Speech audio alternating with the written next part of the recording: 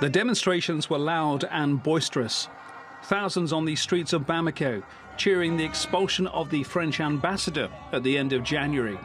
Tensions between Mali and France have been increasing for months, coming to a head when the military government in Mali went back on an agreement to organise elections and proposed staying in power until 2025. It's a complex situation. France has deployed forces to its former colony since 2013, initially to drive back armed groups who were advancing on the capital. But in early February, Paris was accused of wanting to divide the country.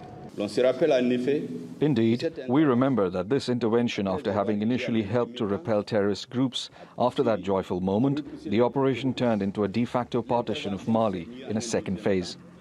The militants have since regrouped and are waging an increasingly bloody uprising across the Sahel.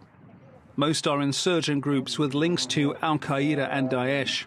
Stability has worsened in recent weeks with attacks on civilians and United Nations peacekeepers. Now France, which has already cut back its troops, is considering pulling out altogether. This week, the foreign minister said if the conditions were no longer in place for French troops to act in Mali, then France would continue to fight terrorism, but with other Sahel nations. He's also condemned Mali's use of private military contractors from the Russia-backed Wagner group. The isolation of Mali is such today that they have only one partner, the mercenaries or Wagner group. That's all they can find. The only partner today of Mali is Wagner.